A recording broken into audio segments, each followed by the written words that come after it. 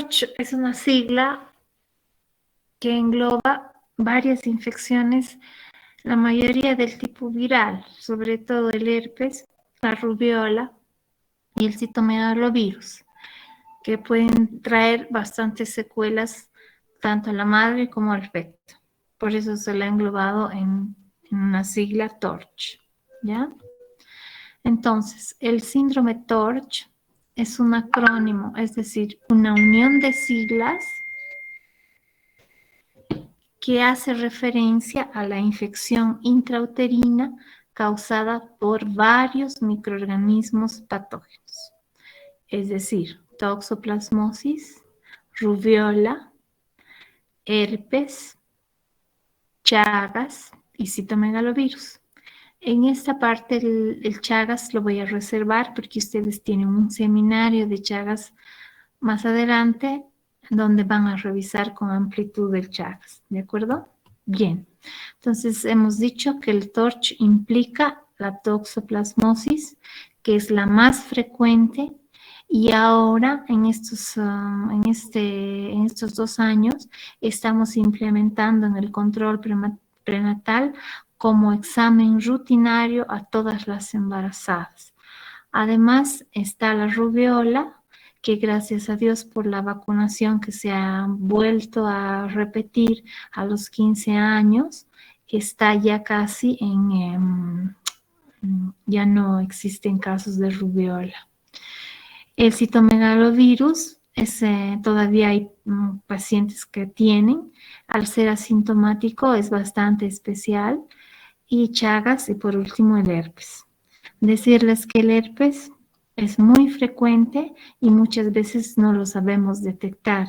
Estoy hablando de las pacientes. ¿Ya? Empezamos. Como la primera parte es la toxoplasmosis, definimos la toxoplasmosis, que es una enfermedad parasitaria producida por el Toxoplasma gondii. Toxoplasma gondii, que va a ser un protozoo intracelular. Y así es cuando invade la célula. En realidad, el toxoplasma, ustedes han escuchado hablar, es una enfermedad por los gatos. Efectivamente, tienen una gran responsabilidad, sobre todo las heces contaminadas. ¿Ya? Bien. ¿Cuáles son los estadios del parásito, del Toxoplasma gondii? Se dividen en 3: taquizoito o trofozoito, que en algunas circunstancias, como en la amebiasis, por ejemplo, es la forma infectante, ¿no es cierto? Quiste o bradizoito y ovoquiste. Bien, la forma proliferativa es el taquizoito o el trofozoito, y al igual que en la enfermedad amebiana, esta se contagia, como contamina directamente por sangre, heces y secreciones. ¿Ya? Es por diseminación hematógena exclusivamente, y lo que va a producir es una infección aguda. Cuando la infección es por un quiste o bradizoito, se aloja en el músculo y en el tejido nervioso. Cuando es por un ovoquiste, es una forma infectante y es debido a la contaminación por las deposiciones de gato. Y esto se transforma en esporoquistes para ser infectante. Entonces, al ingerir vía aérea o vía contaminación de alimentos, hace la toxoplasmosis una enfermedad activa.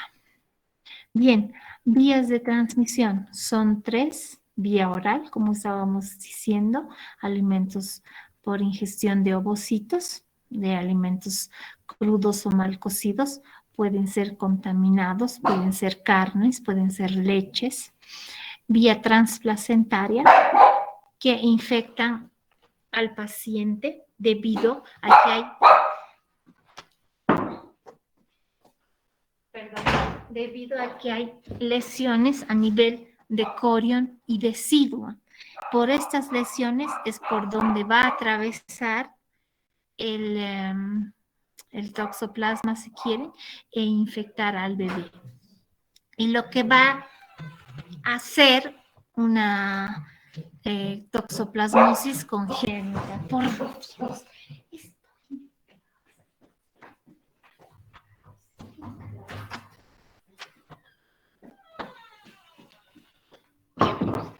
¿De acuerdo?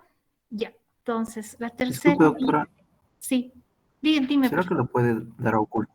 ¿Puede ocultar la barrita blanca Ah, de la barrita abajo? blanca, sí, perdón. Claro que sí. Ya. No ocultar.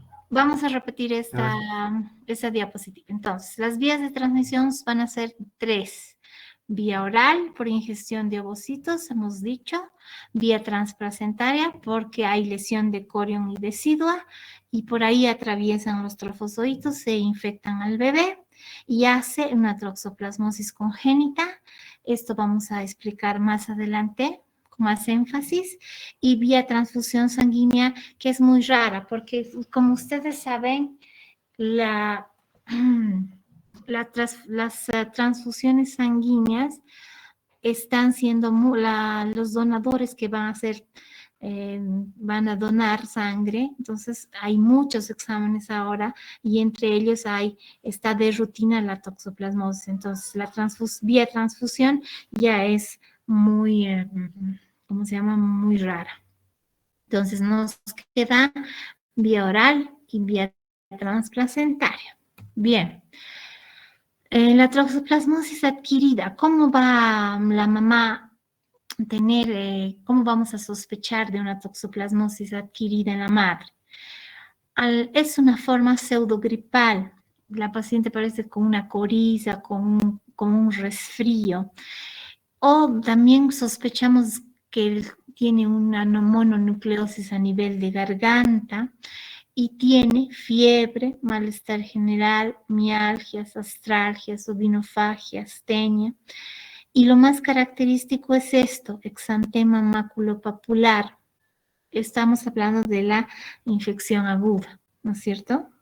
Puede haber hepatoesplenomegalia. En el recién nacido siempre va a haber hepatoesplenomegalia y lo característico es que hay una linfadenopatía cervical, lo que nos puede confundir con una mononucleosis, ¿no?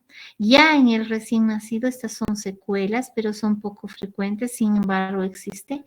Hay corioretinitis y lo más raro es que haya neumonitis y encefalitis. Eso hay que reconocer en los bebés. Bueno, ya cuando hay toxoplasma en la gestación, se produce ya el paso del parásito a través de la placenta.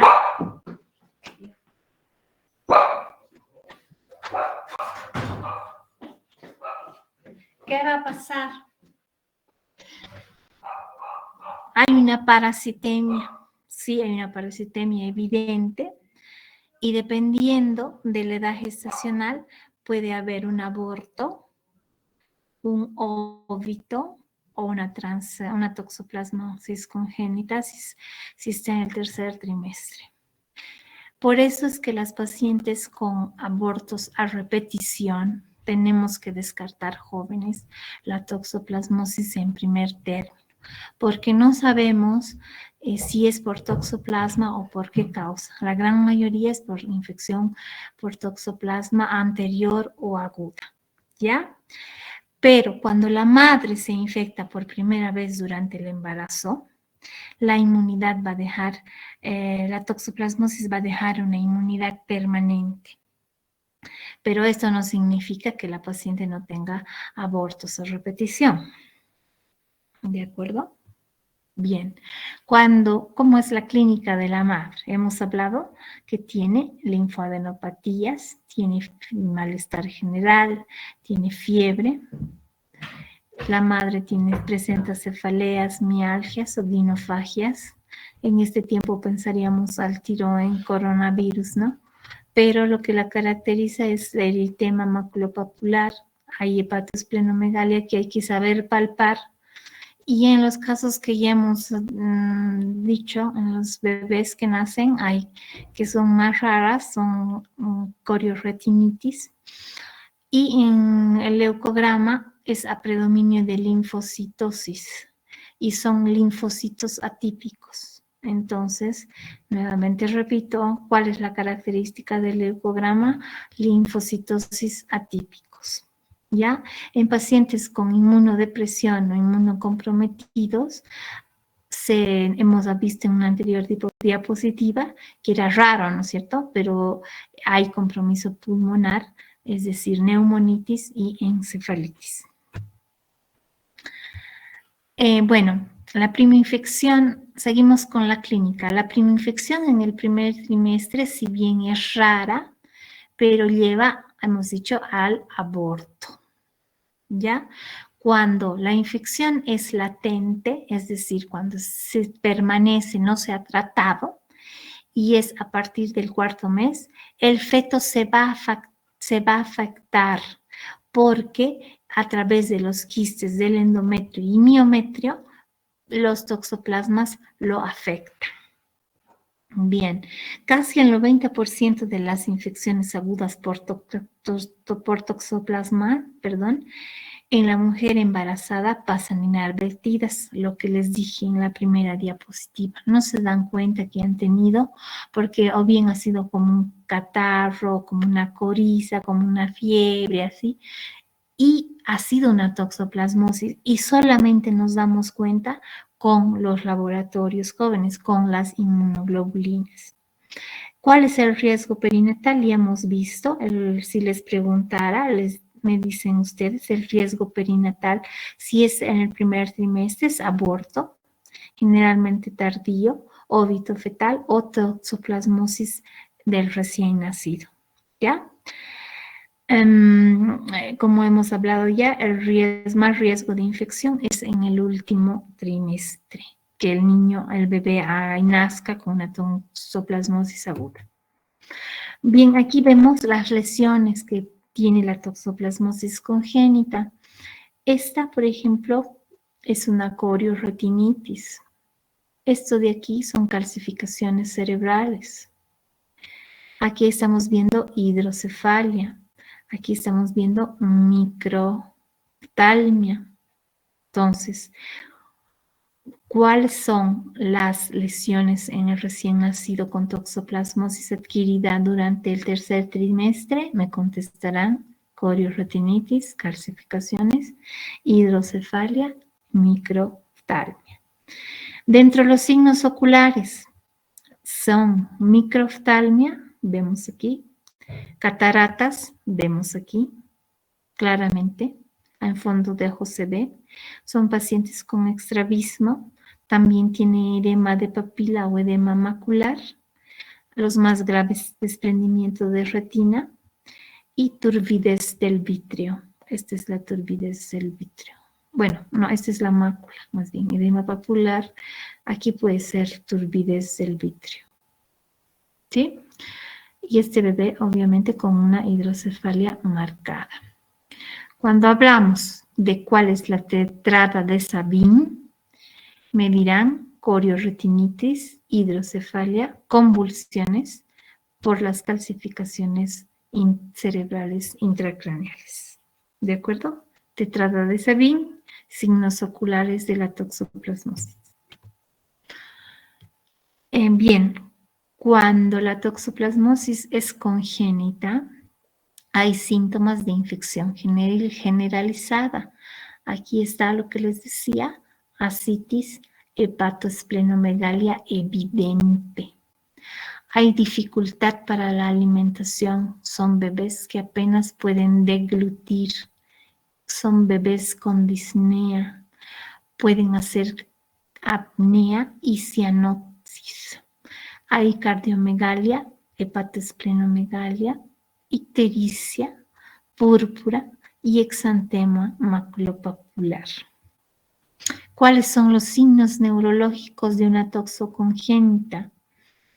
Son bebés apáticos, letárgicos, es decir, duermen todo el día, apenas lloran y también pueden tener parálisis o signos de parálisis cerebral.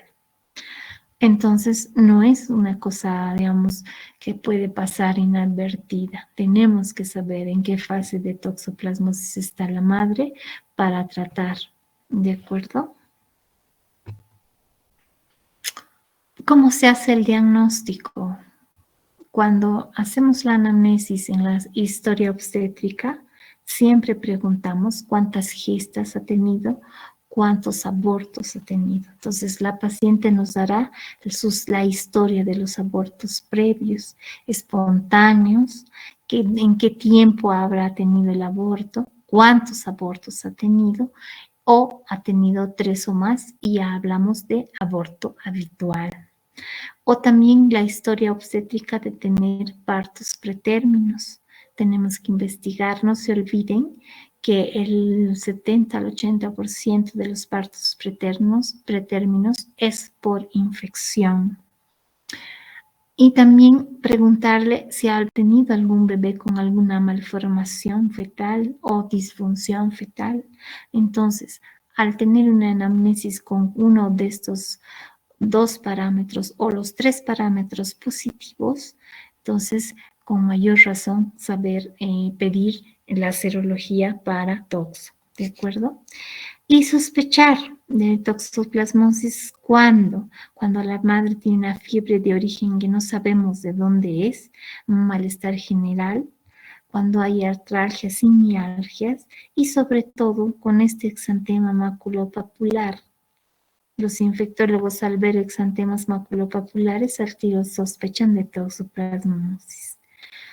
Y síntomas y signos cardíacos que son más raros, trastornos del sensorio y encefalitis. Esto sobre todo en los recién nacidos, ¿no? El diagnóstico de la infección aguda es serológico, básicamente. Es serológico y se basa en la seroconversión, es decir, primero, en la presencia de IgA o IgM en la sangre materna. Cuando hay una de las dos y la paciente ha tenido un contacto o tiene una infección activa de toxoplasmosis. Y cuando hay elevación al un cuádruple de la IgG, estamos frente a una toxoplasmosis activa, jóvenes.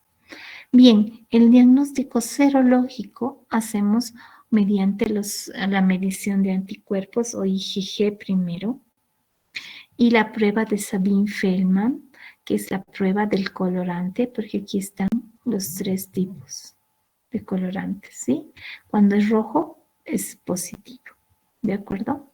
Sin embargo, la que usamos actualmente y es muy usada y bastante, obviamente 97% de sensibilidad, es el ELISA, inmunoensayo enzimático, y los valores son 10 unidades internacionales va a ser negativa, de 10 a 300 va a ser una infección pasada, pero mayor a 300 unidades va a ser una infección activa. ¿Se fijan? Pregunta nuevamente, ¿el ELISA cuándo será positiva? ¿Cuándo será infección pasada? ¿Cuándo será negativa? Ahí tienen las respuestas. Bueno, otro examen es la inmunofluorescencia indirecta, que también nos ayuda. La prueba de aglutinación directa modificada. Esta muy raramente se hace. En realidad hacemos los ELISAs. Bien, la medición también de anticuerpos IgM mediante los mismos anteriores, la inmunofluorescencia, el ELISA y sobre todo el ISAGA. ¿Qué es el ISAGA? El ISAGA es una prueba donde encontramos las inmunoglobulinas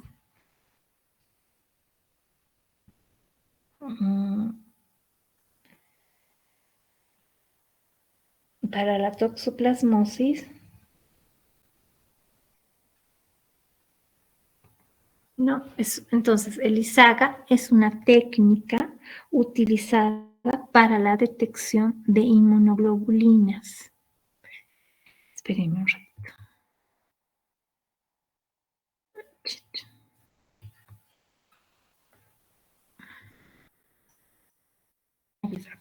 Entonces, es una técnica utilizada para la detección de inmunoglobulina, sobre todo A. ¿De acuerdo? Es una inmunocaptura empleando una suspensión de taquizoitos. Les estoy repitiendo esto porque les lo suelo preguntar. Luego también hay medición de anticuerpos IgA, IgE, que es menos frecuente. ¿Cuáles son los métodos directos? Que ya no usamos, obviamente, inoculación al ratón, pero sí usamos la técnica de PCR. La técnica de PCR es absolutamente específica. Bueno, ¿cómo hacemos el diagnóstico en la infección fetal? Si sospechamos de una toxoplasmosis activa en la madre que ha podido pasar al feto, sobre todo en el tercer trimestre, hacemos una amniocentesis para hacer una PCR en líquido amniótico. ¿Cómo se hace la amniocentesis? La amniocentesis es una técnica guiada por ecografía. Entonces aquí está mi ecógrafo y aquí está la aguja que está pinchando. Obviamente, mediante la ecografía voy a evitar pinchar al cordón, pinchar placenta para evitar hematomas y obviamente pinchar al bebé. Trato de que el pinchazo sea limpio, extraigo líquido amniótico y voy a PCR.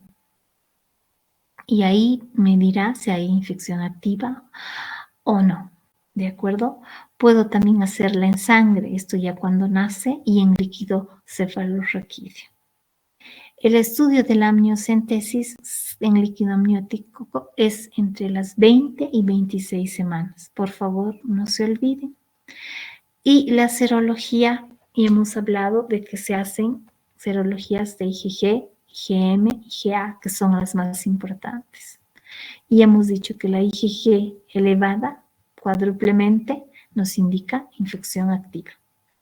Bien, ¿cuáles son los signos ecográficos que nos pueden hacer sospechar de una toxoplasmosis congénita? Hidrocefalia, calcificaciones que se ven, ascitis, hepatoesplenomegalia, retardo del crecimiento, microcefalia e hidrops fetal.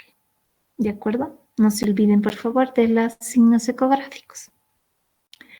Y se recomienda a recién nacidos realizarles ISAGA preferiblemente. ISAGA IgM, que nos da 80% de sensibilidad, ISAGA por IgA, ISAGA, que nos da un 83% de sensibilidad, ISAGA IgM e IgA, que es un 91% de sensibilidad, ¿no? Y se recomienda a los recién nacidos hacerles también, o si no quieren hacerles inmunoglobulinas porque es bastante complicado, hacerles un ELISA de doble captura.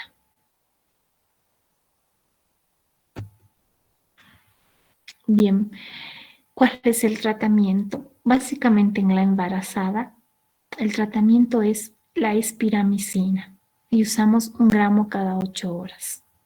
¿De acuerdo? Siempre acompañamos de ácido folínico de 10 a 20 miligramos cada día. De no haber espiramicina, porque algunas veces no existe, podemos usar la pirimetamina y la sulfadiazina. Pero la pirimetamina, con la excepción de que no se puede dar en el primer trimestre, porque puede producir trombocitopenia y leucopenia.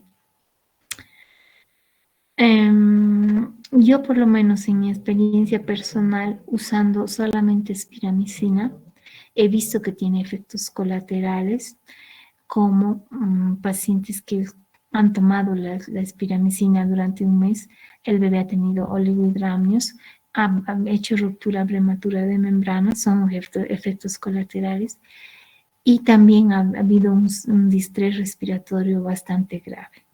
¿De acuerdo? Ese es el tratamiento, pero no sin efectos colaterales.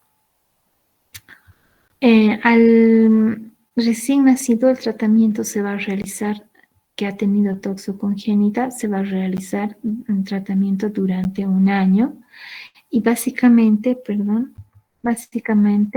le dan pirimetamina, 1 miligramo kilo día, mezclado con asociado con sulfadiazina, 85 miligramos kilo peso día, cada 12 horas vía oral, siempre asociado al ácido folínico, 5 miligramos día, dosis vía oral, 3 días por semana.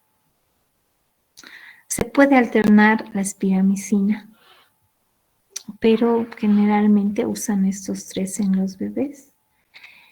Y en fases asintomáticas, básicamente usamos solamente espiramicina en dosis muy bajitas de 0.05 gramos kilo día. No se olviden, jóvenes, que hay bastantes asintomáticas, entonces hay que tratarlas para evitarnos un bebé con toxo. ¿De acuerdo? Bien, ¿cómo vamos a prevenir una toxoplasmosis? Primero que una embarazada, todas las embarazadas deben evitar estar en contacto con gatos, ¿no es cierto? Siempre es la primera recomendación. Pero además de eso, lavarse bien las manos antes de comer, cuidado en relación con los gatos, evitar alimentarlos con carne cruda, cuidado con las materias fecales, es decir, tener un depósito especial para estas, control de vectores como ser ratas y ratones. La higiene personal y familiar es muy importante. Evitar sobre todo a las mujercitas, alimentaciones con carnes crudas o mal cocidas. Lavar los utensilios y superficies que han estado en contacto con carnes crudas y o vegetales sin lavar. O sea, básicamente una higiene exhaustiva donde hay sospecha o presencia de gatos. ¿Ya? Bien, pasamos a la rubiola, que sin embargo ya está más bien desapareciendo. La incidencia es muy baja, si es que gracias a la vacunación. Sin embargo, algún caso que pueda haber es una enfermedad exantemática porque hay pápulas, es contagiosa, benigna en la gestante, pero durante el embarazo puede provocar graves repercusiones. Si les pregunto, la etiología es por un virus que es la rubiola, que da inmunidad permanente. Es un virus tipo RNA del género Rubivirus y la familia es Togaviridae. La tasa de infección fetal es de 80% en el primer trimestre. Se fijan, si una madre ha contraído rubiola en el primer trimestre, 80% va a ser, el bebé va a tener la infección y 20% en el tercero, al revés de la toxo, ¿cierto? Y la tasa de afectación es 25% en el primer trimestre y menos del 1% en el tercero.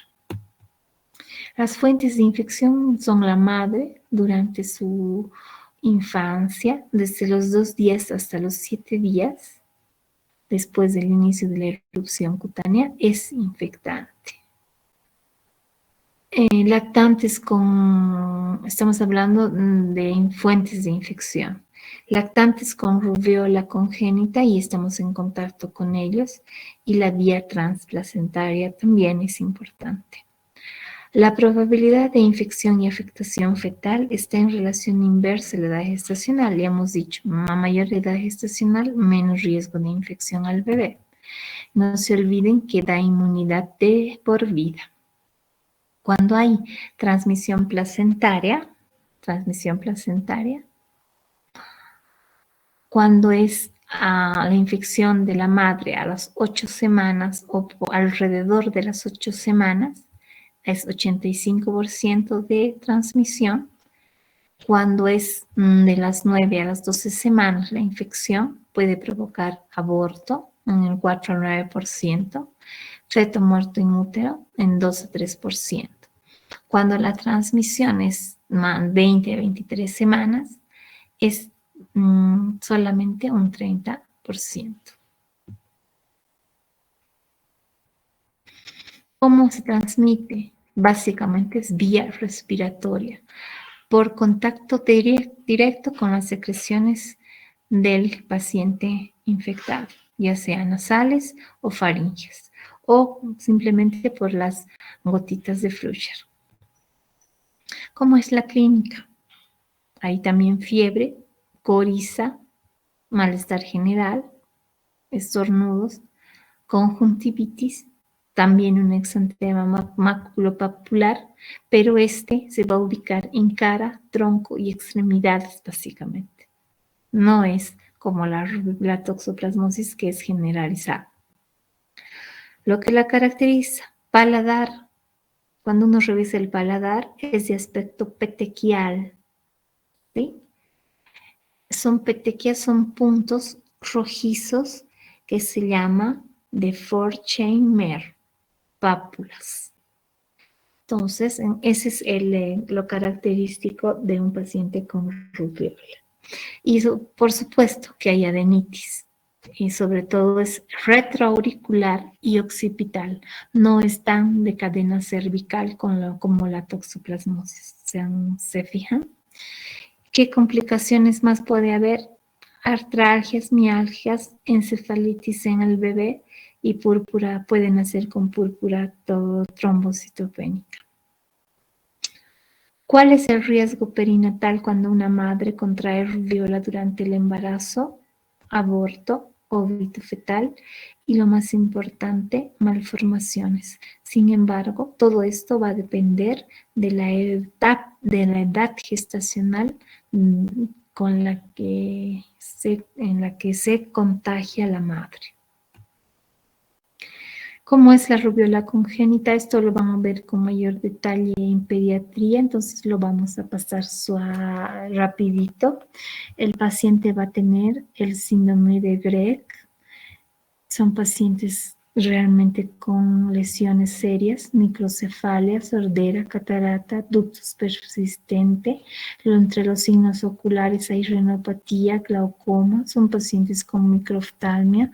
A nivel del sistema nervioso central hay encefalitis y bastante en déficit neurológico. A nivel de cardiovascular puede haber coartación de aorta, arteria pulmonar hipoplásica, y en sangre hemos dicho que causa trombocitopenia, anemia. En cráneo y cara va a haber fontanela grande y micrognatia.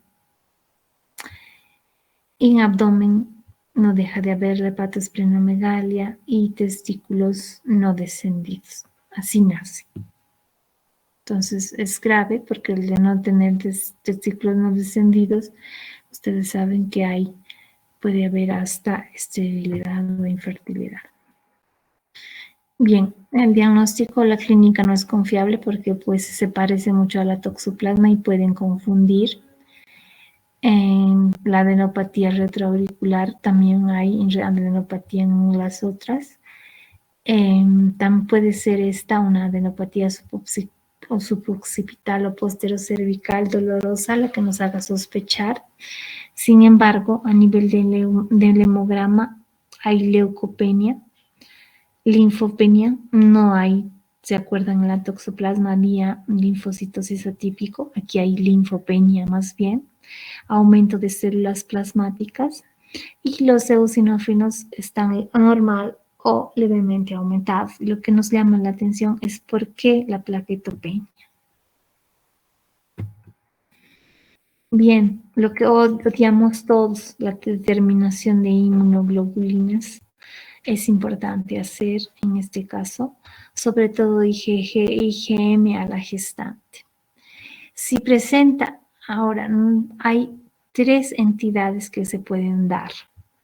Si presenta exclusivamente IgG, si presenta IgG y si no presenta anticuerpos. Bien, si presenta exclusivamente IgG, está protegida por vacunación o inmunización natural o ha tenido la enfermedad y le ha dado inmunidad permanente. Entonces, por ende, no hay riesgo de infección congénita al niño, ¿de acuerdo? Si presenta exclusivamente IgG. Si presenta IgG e IgM, hay que hacer un seguimiento serológico para demostrar seroconversión. Estudiar la IgM por otra metodología, puede ser la INSAGA, para demostrar su especificidad. Y por último, estudio de la avidez de IgG para diferenciar si es primoinfección de infección antigua o reinfección. Reinfección no creo, pero sí infección antigua, ¿ya? Y al no presentar ni IgG ni IgM, seguimiento serológico para ver si no se seroconvierte, o sea, para ver si en adelante no aparece a la IgG o la IgM para eso. Bien.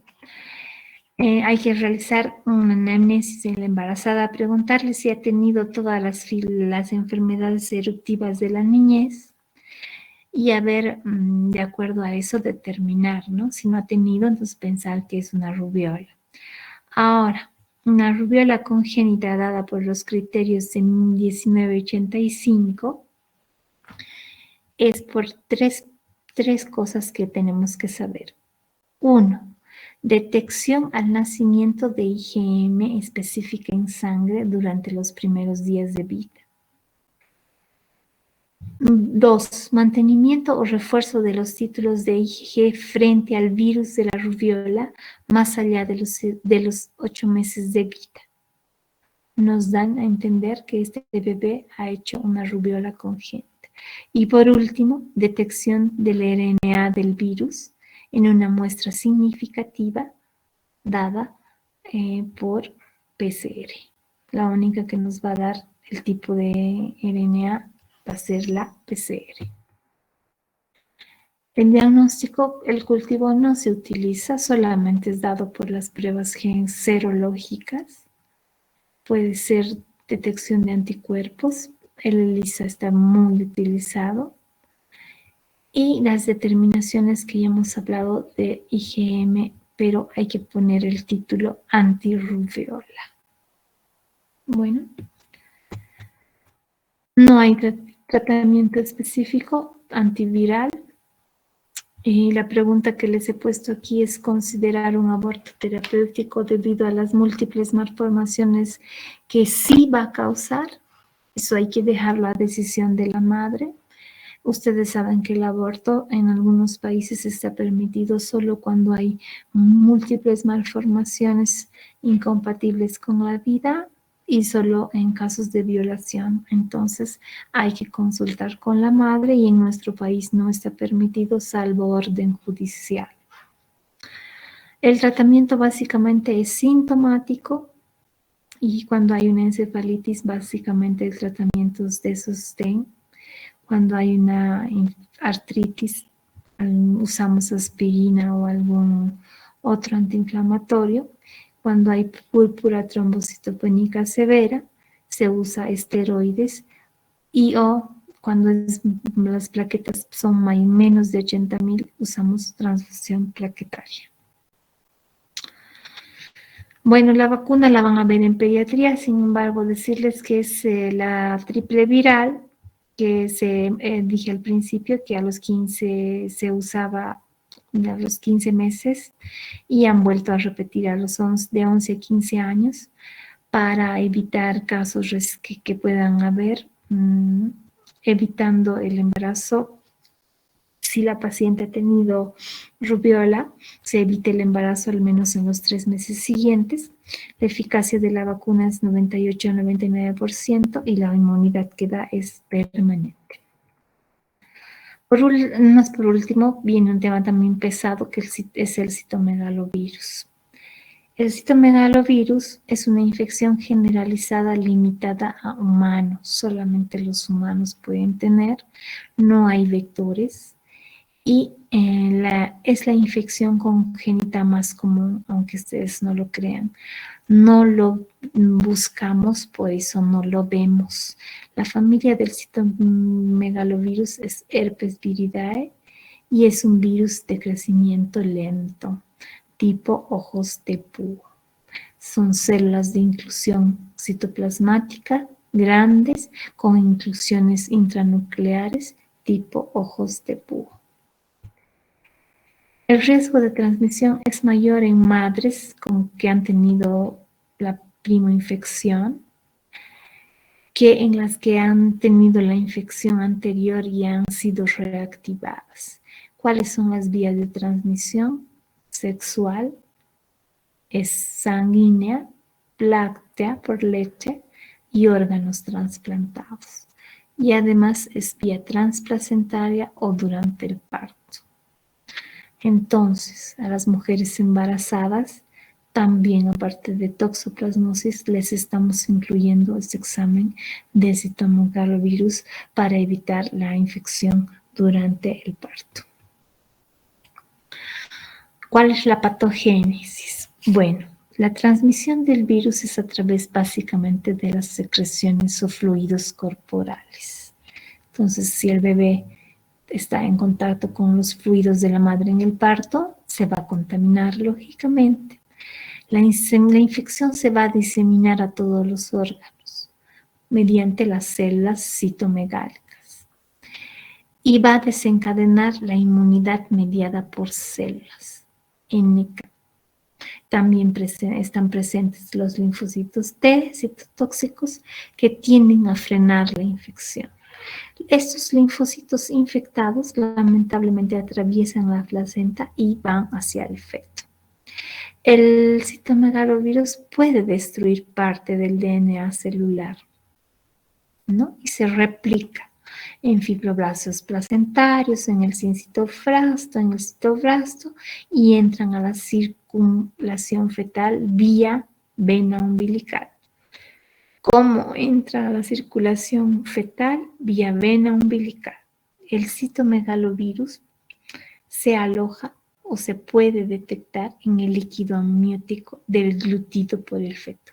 Es decir, también mediante amniosíntesis puedo cultivar citomegalovirus. Y se coloniza en la orofaringe y en el tracto genitourinario fetal. Y bueno, puede ser, ya hemos hablado de transmisión durante o después del parto vía lactancia. La clínica, como en todos, puede haber signos iguales que una mononucleosis infecciosa de inicio súbito, hay todo, artralgias, mialgias, linfadenopatía, hepatosplenomegalia, puede haber ictericia, neumonía en pacientes inmunodeprimidos, polirradiculitis y alteraciones renales. Esa es la clínica. ¿Cómo nace un bebé con citomegalovirosis congénita? Tenemos cuadros gastrointestinales y abdominales, cardiopulmonares, endocrinos, genitourinarios, cerebrales y oculares. Algunos vamos a ver para no cansarlos más. Los gastrointestinales y abdominales, lo que más hemos visto, atresia de vías biliares. Un bebé que nace con atresia de vías biliares, inmediatamente hay que sospechar de citomegalovirosis en la madre y hacerle los exámenes. Es lo mismo con atresia esofágica, pensar en citomegalovirosis. La hendidura palatina no, porque puede ser de varias causas, pero estos dos hay que pensar. Puede ser un megacolon, el inguinal o onfalocele. Estos son comunes, pero ambos dos de arriba hay que pensar. Las cardiopulmonares son todas las comunicaciones, CIA, CIB, estenosis mitral congénita, quiste de pulmón, aquí no se logra ver, pero sí se logra ver un corazón bastante grande. Retorno venoso anómalo, puede haber una tetralogía de Fallot, un timo hipoplásico. A nivel endocrino hay hipoplasia suprarrenal, son pacientes hipotiroideos, tienen hipospadias, tienen hidromicrocefalia, microgiria, aplasia cerebelosa, y a nivel ocular pueden tener microftalmia, atrofia óptica, cataratas. Casi estamos igual que en la toxoplasmosis. Se estarán preguntando qué es la microgiria. Ya les digo.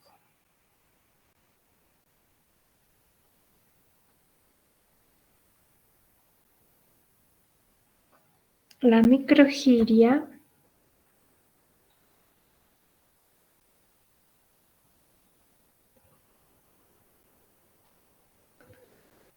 microgiria son alteraciones en las circunvoluciones cerebrales. ¿Cuál es el diagnóstico cómo se realiza el diagnóstico del citomegalovirus? Mediante la clínica, pero es muy sugestivo, cultivo de las células de inclusión, ya sea orina, jugo gástrico o líquido cefalorraquídeo.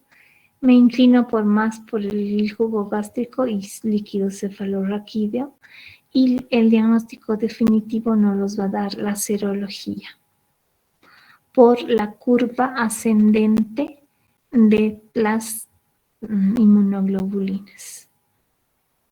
No puede ser una inmunoglobulina IgM positiva, doblemente positiva, triplemente positiva en el recién nacido. Si no quieren la serología porque es compleja, le haremos un ELISA o directamente una biopsia de glándula parótida o hígado para ver estas células ojos de búho con inclusiones citoplasmáticas que son características.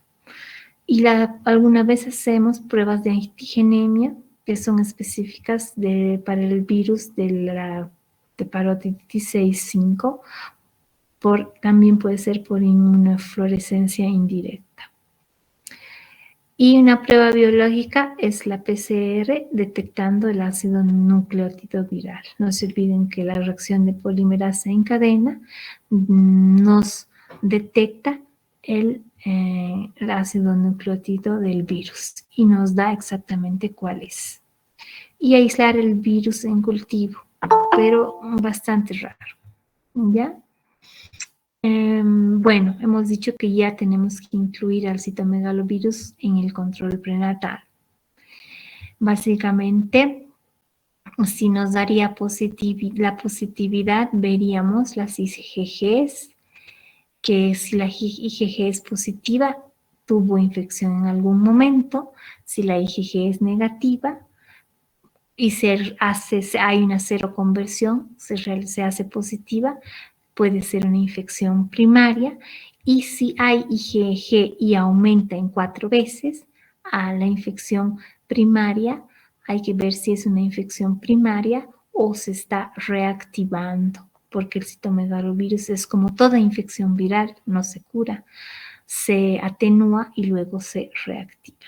Y si hay una infección, una IgM, es una infección activa. No hay de otra. Entonces, les pregunto de nuevo.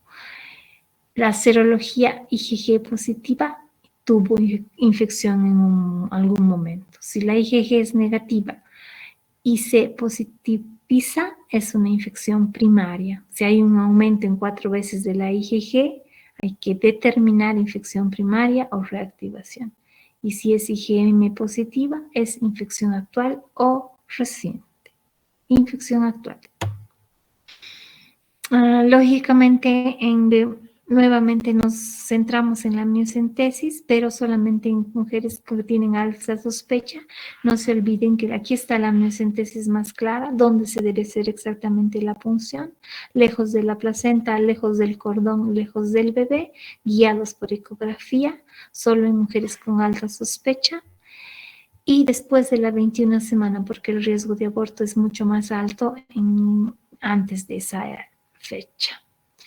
No se olviden que la replicación es lenta, es de 6 a 9 semanas, mejor es el cultivo, y hacer del líquido PCR, hacer una PCR y ver el DNA viral. ¿Cuál es el diagnóstico del recién nacido? El gold estándar es el cultivo viral. Ustedes saben que el tratamiento no hay tratamiento, no hay una droga efectiva antiviral, aunque se ha postulado la vidarabina y el ganciclovir.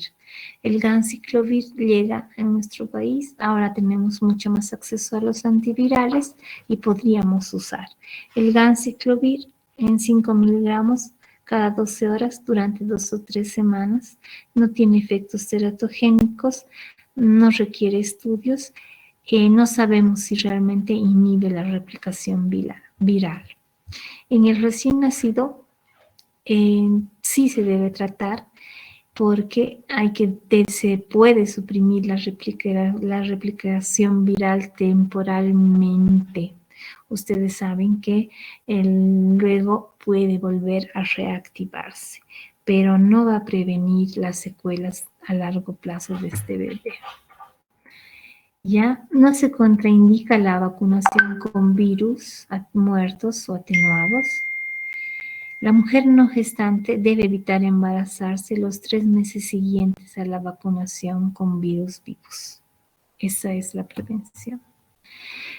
Finalmente, el herpes, conocido porque en la mayoría hemos tenido ya sea un herpes labial tipo 1 o algunos tipo 2, ¿no? Se caracteriza por un grupo vesicular, llena de líquido claro, es bastante doloroso, es de la familia Herpes viridae, ADN bicatenario, no olvidarse, y existen más de 80 serotipos. Cuando vienen con el herpes tipo 2 y tienen recidivas y siguen teniendo relaciones sin preservativo, se están reinfectando con los más de 80 serotipos que hay. Entonces, mucho ojo. ¿Ya? Las vías de transmisión del herpes tipo 1 es, ya saben, contaminación por saliva o gingivoestomatitis por las famosas aftas. Y el tipo 2 básicamente es vía sexual y canal del parto. Entonces, a toda madre que tenga, les añadimos también esta prueba de herpes, serología de herpes, porque si es positiva, directamente no va a ir a parto, sino a cesárea. Entonces, hemos dicho por contacto directo, dependiendo del tejido infectado, puede ser por lesiones maculares, lesiones pustulosas, en mucosas. Y los virus no se olviden que causan un efecto de lisis celular y establecen su latencia en las neuronas que se ocultan de la respuesta inmune. No hay respuesta inmune. No se olviden también que se reactivan por estrés o inmunodepresión después de algún resfrío o alguna infección, aparece el herpes. ¿Sí? Para controlar la infección es fundamental la respuesta inmune celular. La clínica ya todos la saben, estas son las vesículas características.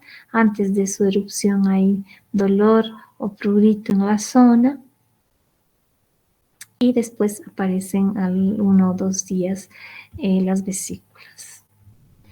Cuando hay en la región genital, el dolor es bastante intenso, 2 días antes de aparecer las lesiones vesiculares, pueden aparecer en labios mayores, menores, pueden estar en vagina, cuello también, hay acompañado de prurito y disuria, y sobre todo hay adenopatía inguinal.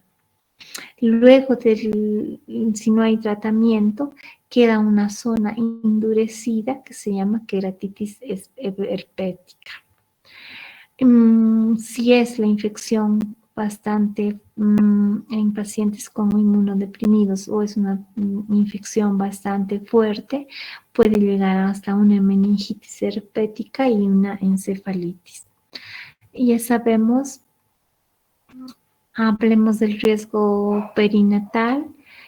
Es fatal porque ataca todos los órganos, es multiorgánica, puede producir desde el aborto hasta un retardo, un parto prematuro y anomalías fetales. En el recién nacido, ¿cuál es el riesgo de cuando una madre cuando tiene herpes genital? Esto les voy a preguntar. Lesiones vasculares en piel y en faringe. El bebé tiene conjuntivitis, hace una encefalitis, hace convulsiones, tiene anemia, trombocitopenia y hepatoesplenomegalia.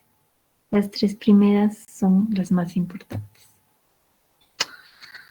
En algunas, cuando la infección es, la viremia es alta, se produce un aborto en el 25% de los casos.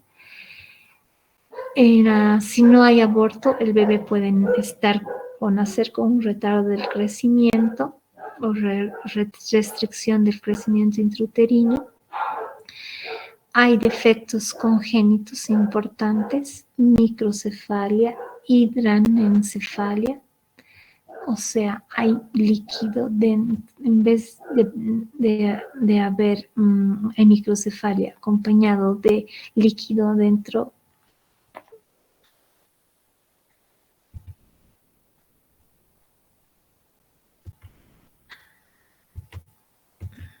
Tengo problemas con la máquina.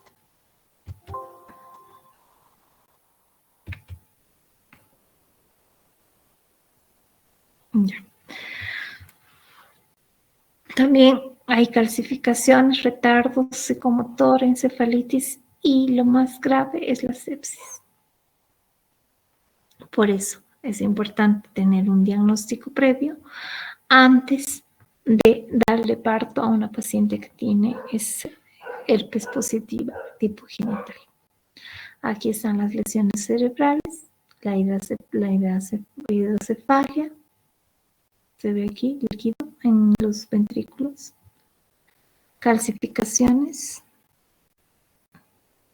todas estas partes blanquecinas.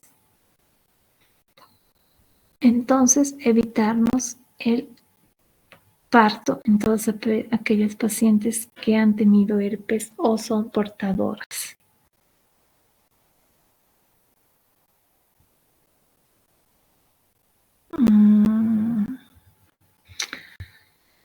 Básicamente el diagnóstico es clínico, jóvenes, tanto el oral como el genital, porque hay eritema, dolor y vesículas. Y esto se produce, el dolor y el eritema 2-3 días antes y luego hay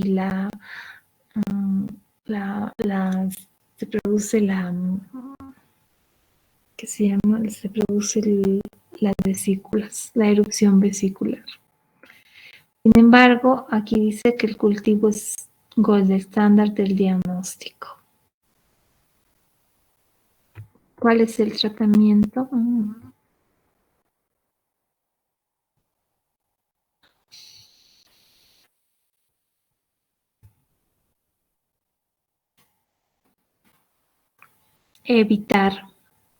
Controlar el curso natural del embarazo. Ya saben, dar parto vía cesárea, conducta expectante, que se induce a la madurez pulmonar en embarazos menores de 34 semanas. Y cuando la paciente tiene un evento herpético durante el embarazo, hay que dar aciclovir 200 miligramos 5 veces por día durante 10 días. Va a remitir y disminuye la carga viral materna. Pero el aciclovir está contraindicado en el primer trimestre por efectos teratógenos jóvenes. Cesárea electiva, no solamente para evitar las complicaciones en el recién nacido y más aún cuando tienen vesículas latentes. Embarazos con enfermedad recurrente, hay que hacer profilaxis con aciclovir para evitar una recidiva de la enfermedad a partir de la tercera semana de 36 semanas, indicar cesárea electiva y iniciar estudio en el bebé para ver si no es portador o no tiene la infección. Entonces, ¿a qué se refiere con esto? Que el herpes, jóvenes,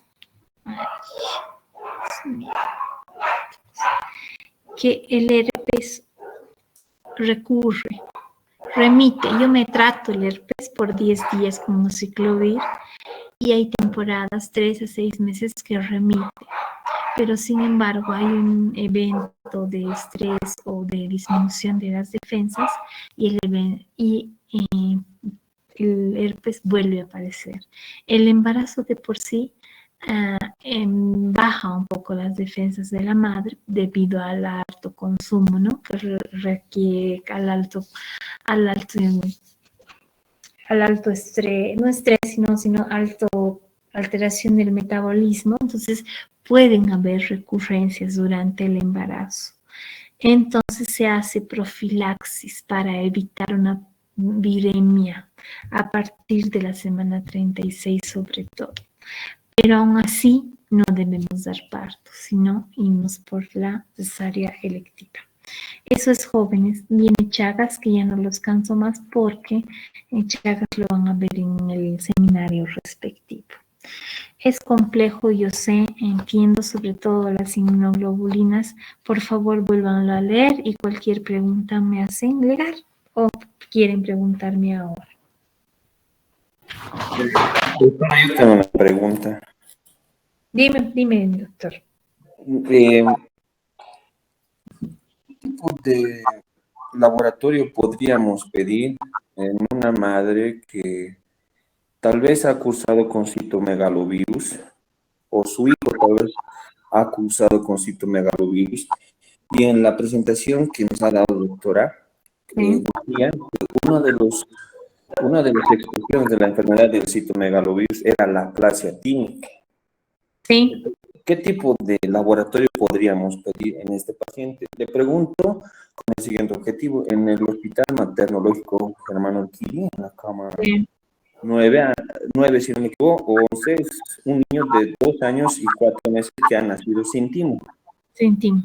Entonces tendríamos que hacerle una PCR o líquido cefalorraquídeo. Dice que es cultivo, es el gold estándar, el cultivo. No lo sé, pero yo me inclino por la PCR, porque la PCR dirigida a citomegalovirus nos va a dar el tipo de ADN viral. Lógicamente es cara, no es la PCR que hacemos para el coronavirus que sale 500 pesos, no, esta sale 2,000 y tantos, pero frente a una aplasia tímica, yo pienso que ha habido un citomegalovirus en el embarazo y se debe hacer el diagnóstico al bebé y debe haber algunas otras cosas más que no se han diagnosticado, siendo la PCR la mejor, ¿no? Porque las IgGs no saben qué pasa con las IgGs. Hay pocos laboratorios que nos dan una exactitud porque es tan complicado el tema de las IgGs que sí, todos los laboratorios pueden, pero muy pocos saben la técnica exacta, pero la PCR es la que no nos va a fallar. Entonces habría que insistir en una PCR para ese bebé. Doctora, y existe tal vez, complementando la pregunta, sí. Estaba leyendo, doctora, ¿existirá tal vez alguna relación o no están para nada relacionados entre la infección por citomegalovirus y el síndrome de Digeorge, que también presenta en sus características la aplasia? Sí, puede ser. Entre los dos habría que definir. Lo que nos va a definir es la PCR, porque el Digeorge no va a tener ARN viral, no va a tener, no nos va a dar ningún virus, ¿no? Porque sí, básicamente el Digeorge es igual, tiene las mismas características, retinopatías, todo, casi lo mismo que un bebé con citomegalovirus. Entonces es el diagnóstico diferencial primero, ¿no? Que se plantean los pediatras, es verdad. pero mediante una PCR nos va a diferenciar qué es. Muchas gracias, doctora. No, por favor, es un tema complejo, jóvenes. Yo sé, manejan mejor los pediatras que los ginecólogos. La única recomendación mía como ginecóloga es que a todas las pacientes, porque ahora están muy diversas, les pidamos toxoplasmosis de primera, les pidamos serología para citomegalovirus y sobre todo serología para herpes, para hacer un diagnóstico prenatal oportuno y un tratamiento oportuno para entregar a un bebé sin secuelas, o si tiene secuelas, bueno, que la madre la sepa, ¿no? De eso se trata. Gracias, jóvenes, un gusto. Bueno, el impasse de la pregunta ya lo hemos solucionado, ¿no es cierto? Y conmigo nos vamos a ver en unos días. Y ya viene una clase súper bonita que les va a gustar, que se llama enfermedad inflamatoria pélvica. Gracias por su atención. Un abrazo, jóvenes, que estén bien. Gracias, doctora.